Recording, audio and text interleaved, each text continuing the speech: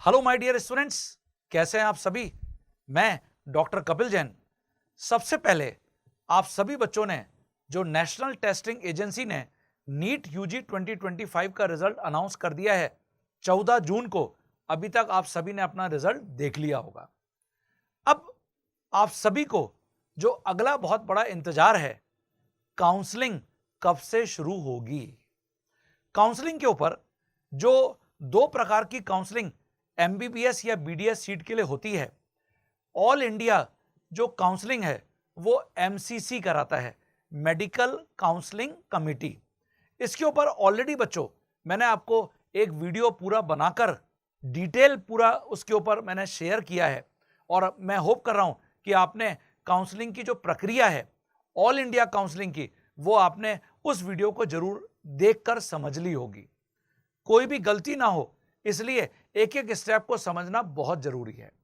लेकिन जो आपके दिमाग में क्वेश्चन चल रहा है कि काउंसलिंग कब से होगी और फिर स्टेट काउंसलिंग के ऊपर भी सर जरूर वीडियो बनाइएगा, तो डेफिनेटली मैं स्टेट काउंसलिंग के ऊपर भी आपको वीडियो जरूर मैं दूंगा। लेकिन काउंसलिंग कब से शुरू होगी, इस वीडियो को अंत तक जरूर देखिएगा। मैं आपको थोड़ा सा ये पूरा जो रिसर्च है कि काउंसलिंग कब से शुरू होगी, ये किन किन बातों पर डिपेंड करता है, निर्भर करता है, उसको मैं थोड़ा सा आपके साथ यहां पे डिस्कस करना चाहता हूं। तो देखो, काउंसलिंग की जो प्रक्रिया है वो एक्चुअली कुछ बहुत सारे इंपॉर्टेंट फैक्टर्स के ऊपर डिपेंड करती है। आपका जो नीट यूजी 2025 का जो रिजल्ट है वो अभी 14 जून को आ गया है।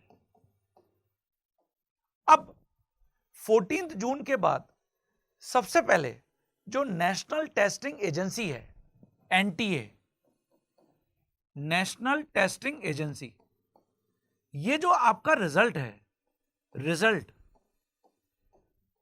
योर रिजल्ट,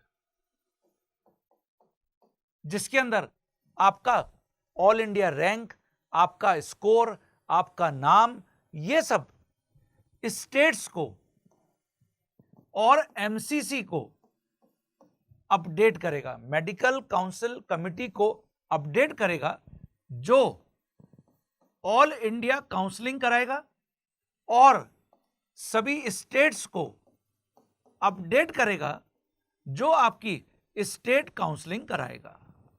तो ये सबसे पहले इंपॉर्टेंट पॉइंट है कि जो एनटीए है, नेशनल टेस्टिंग एजेंसी, वो मेडिकल काउंसिल कमिटी और स्टेट्स जो हैं उनको आपकी पूरी इंफॉर्मेशन फॉरवर्ड करके अपडेट कराएगा कि आपका ऑल इंडिया रैंक क्या है, आपका जो वहां पे स्कोर है वो क्या है, आपकी फिजिक्स, केमिस्ट्री और बायोलॉजी के अंदर परसेंटाइल क्या है। क्योंकि कभी कभी जब सेम रैंक पर दो बच्चे होते हैं तो वहां पर आपकी जो इंडिविजुअल सब्जेक्ट की परसेंटाइल है वो भी इंपॉर्टेंट रोल प्ले करती है। तो ऑल इंडिया काउंसलिंग के लिए और स्टेट काउंसलिंग के लिए सबसे पहले ये डेटा इन दोनों के पास जाना जरूरी है। इसके साथ साथ पैरेलली अब क्या हो रहा है, जैसा कि मैंने आपको जो मैंने काउंसलिंग का पूरा प्रोसेस है उसमें समझाया भी था, इस साल कुछ नए मेडिकल कॉलेजेस खुलने वाले हैं। तो डेफिनेटली वो इंफॉर्मेशन, न्यू मेडिकल कॉलेजेस जिसको एनएमसी, जो नेशनल आपकी मेडिकल काउंसलिंग कमिटी है, NMC, approved by NMC, obviously इसकी इंफॉर्मेशन भी कि कितनी इस मेडिकल कॉलेजेस के अंदर सीट्स होंगी, यह भी हो सकता है कि जो ओल्ड मेडिकल कॉलेजेस हैं उसमें सीट्स इंक्रीज हो, new seats in old medical colleges. तो ये सारी इंफॉर्मेशन सबसे पहले एनएमसी अप्रूव करता है कि कौन कौन से मेडिकल कॉलेजेस को इस साल जो नए खुलने वाले हैं उनको अप्रूवल मिलेगा। ऑब्वियसली हर स्टेट के अंदर, in every state every state ये नए मेडिकल कॉलेजेस ओपन होंगे और ऑब्वियसली हर मेडिकल कॉलेज के अंदर एमबीबीएस और बीडीएस की कुछ सीट्स नई अलॉट होंगी, वो 100 से 250 सीट्स हो सकती हैं, या फिर जो ओल्ड मेडिकल कॉलेजेस हैं वहां पर कुछ नई सीट्स ऐड होंगी जो general category, SC category, ST category के स्टूडेंट के लिए अलॉट होंगी। तो डेफिनेटली ये जो है सबसे पहले एनएमसी अप्रूव करेगा और जब ये अप्रूवल मिल जाएगा तो ये अप्रूवल एमसीसी और स्टेट काउंसलिंग में नंबर ऑफ सीट्स और नंबर ऑफ मेडिकल कॉलेजेस की फॉर्म में ऐड होगा। तो यहां से ये इंफॉर्मेशन भी स्टेट और एमसीसी के पास अपडेट होगी। तो ये मिलकर आपकी ऑल इंडिया काउंसलिंग और स्टेट काउंसलिंग के लिए जो डेट्स होंगी उसको डिसाइड करने में एमसीसी को या स्टेट्स को हेल्प करेगा। और एक और जो बहुत इंपॉर्टेंट पॉइंट अभी चल रहा है, जो कोर्ट में केस चल रहा है, कोर्ट केस, ऑब्वियसली कोर्ट में जो केस चल रहा है वो इंदौर जो हाई कोर्ट खंडपीठ है वहां पर केस चल रहा है। ये आप सभी बच्चों को पता है, लगभग 75 स्टूडेंट्स के लिए ये कोर्ट में केस चल रहा है, 75 स्टूडेंट्स। अब इससे आपकी काउंसलिंग के ऊपर क्या इंपैक्ट आएगा? ऑब्वियसली ये जो 75 स्टूडेंट्स हैं इनका रिजल्ट अभी तक रुका हुआ है। अब ये जो रिजल्ट है ये हो सकता है कि इमीडिएटली एनटीए जैसे ही कोर्ट में हियरिंग कंप्लीट होगी, एनटीए इन बच्चों का भी रिजल्ट अपडेट करेगा। तो इससे ऑब्वियसली जो ऊपर वाले स्टूडेंट हैं उनके रिजल्ट पर तो, ऑल इंडिया रैंक पर तो बहुत कम असर पड़ेगा, लेकिन जो नीचे मतलब 500 के आसपास वाले बच्चे हैं, 400 के आसपास वाले बच्चे हैं, उनके ऑल इंडिया रैंक पर थोड़ा सा इंपैक्ट आ सकता है। तो ये जो 75 स्टूडेंट्स हैं इनका भी रिजल्ट अपडेशन होने वाला है। तो अब ये कौन सी डेट पर एनटीए इसको रिजल्ट को अपडेट करके आपके ऑल इंडिया रैंक में थोड़ा सा चेंज आएगा, ये भी अभी इस बात पर डिपेंड करेगा कि आपकी काउंसलिंग कब से स्टार्ट होगी। ठीक है, तो ये मुझे लगता है कि कुछ ऐसे इंपॉर्टेंट फैक्टर्स हैं जो आपकी काउंसलिंग की डेट को डिसाइड करने में हेल्प करेंगे एमसीसी को या स्टेट्स को।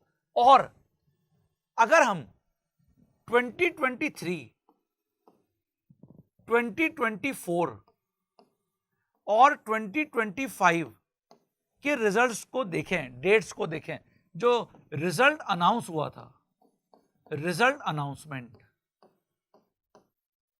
ज्यादा पीछे अगर ना जाएं तो जैसे अगर अपन 2024 को ही देखें और counselling start date, counselling start date, हालांकि 2024 में तो एक्सेप्शनली क्योंकि इतने सारे बच्चे आपके 720 आउट ऑफ 720 पेपर लीक ये सब हुआ था, तो 2024 को 4 जून को रिजल्ट अनाउंस हुआ था बाय एनटीए और 14 अगस्त से ऑल इंडिया काउंसलिंग स्टार्ट हुई थी, 14 अगस्त से। तो लगभग ऐसा मानिए कि 2 महीने से ज्यादा लग गए थे काउंसलिंग को स्टार्ट होने में। ऑब्वियसली इसके पीछे जो पेपर लीक और इतने सारे फ्रॉड सब कुछ हुए कि कई बार पेपर वापस कराने की भी बात हुई, रीनीट कराने की भी बात हुई, तो इसके चक्कर में लगभग 2 महीने से ज्यादा लग गए थे पहले राउंड की काउंसलिंग को स्टार्ट करने में। अब 2025 में 14 जून को रिजल्ट अनाउंस हुआ है, तो डेफिनेटली जो मैं गैस कर रहा हूं कि सेकेंड वीक ऑफ जुलाई से आपकी ऑल इंडिया काउंसलिंग स्टार्ट होने वाली है। क्योंकि जो हमने अभी पीछे देखा कि इतने सारे प्रोसीजर अभी होने वाले हैं, ये सारी इंफॉर्मेशन जब पोर्टल पर अपडेट होगी तभी एमसीसी को जो एनएमसी है, नेशनल मेडिकल काउंसिल कमेटी जो है, वो अपडेट करेगा कि भाई अब आप अपनी काउंसलिंग कराना स्टार्ट करिए, तो एमसीसी तभी काउंसलिंग कराना स्टार्ट करेगा। तो मैं यही गैस कर रहा हूं कि सेकेंड वीक ऑफ जुलाई, ये second week of July, second week of July onwards ही आपकी काउंसलिंग स्टार्ट होगी फर्स्ट राउंड की। इससे पहले तो नहीं होने वाली। तो तब तक आप सभी अपने डॉक्यूमेंट्स को पूरा अपडेट करके रख लीजिए। डॉक्यूमेंट्स के ऊपर भी मैंने ऑलरेडी एक वीडियो बनाकर आपको शेयर किया था, क्योंकि कई बच्चे एकदम लास्ट मोमेंट पे जागते हैं और उनको कुछ ऐसे जो डॉक्यूमेंट्स जिनकी रिक्वायरमेंट पहले आपके पास अपडेट हो जाना चाहिए था, तो लास्ट मोमेंट पे वो रेडी नहीं हो पाते। तो तब तक आप सभी अपने डॉक्यूमेंट्स को अपडेट कर लीजिए। फिर भी आपका कोई क्वेश्चन और कोई क्वेरी अगर है तो वो जरूर से आप मुझसे कमेंट बॉक्स में भी पूछ सकते हैं। और इसके अलावा भी अगर आपका कोई दिमाग में और क्वेश्चन चल रहा हो तो वो जरूर पहले क्लियर कर लीजिए। सारे डॉक्यूमेंट्स आपके एकदम अप टू डेट होने चाहिए। अगर कहीं पर भी किसी डॉक्यूमेंट में आपके कमी रह गई तो डेफिनेटली आप, हो सकता है कि जो आपको एमबीबीएस सीट या बीडीएस सीट मिलने वाली थी या आयुष के थ्रू सीट मिलने वाली थी, आप उस सीट को खो देंगे। ठीक है ना बच्चों? तो ये मैं गैस कर रहा हूं, ये मैंने आपको 2024 और 2025 का दोनों का कंपैरिजन करके बताया कि मोस्ट प्रोबेबली 25 के अंदर, क्योंकि बाकी सब चीजें तो अब यहाँ पे होने नहीं है, तो 2 महीने तो ऑब्वियसली नहीं जाने वाला, तो सेकेंड वीक ऑफ जुलाई से ही आपकी काउंसलिंग स्टार्ट होने वाली है। इसके लिए आप मेंटली तैयार रहिए। ठीक है बच्चों? अगर ये वीडियो आपको अच्छा लगा हो तो आप अपने फ्रेंड्स के साथ भी इसको जरूर शेयर कर दीजिए, जिनके दिमाग में भी ये अभी तक क्वेश्चन चल रहा है कि काउंसलिंग कब से स्टार्ट होगी। और ऑब्वियसली जो आयुष की काउंसलिंग है वो भी उसी के आगे पैरेलली स्टार्ट होगी। एमबीबीएस और बीडीएस की काउंसलिंग भी यहां से स्टार्ट होने वाली है। ठीक है बच्चों? अगर आप में से कोई पहली बार मेरे साथ मेरे इस channel chemistry bye Jain sir के ऊपर आए हो, इसको जरूर सब्सक्राइब कर लीजिए और बेल आइकन बटन को जरूर प्रेस कर लीजिए। तो ऐसे ही कुछ और इंपॉर्टेंट वीडियोस मैं आपके साथ आगे अभी लेके आके आता रहूंगा, क्योंकि अब आपको एक एक वीडियो को देखना बहुत जरूरी है, जो कहीं ना कहीं आपको हेल्प करेगा अपने मन पसंदीदा कॉलेज को सेलेक्ट करने में। और मेरे साथ इसी प्रकार से बने रहिएगा। Till then take care and bye bye.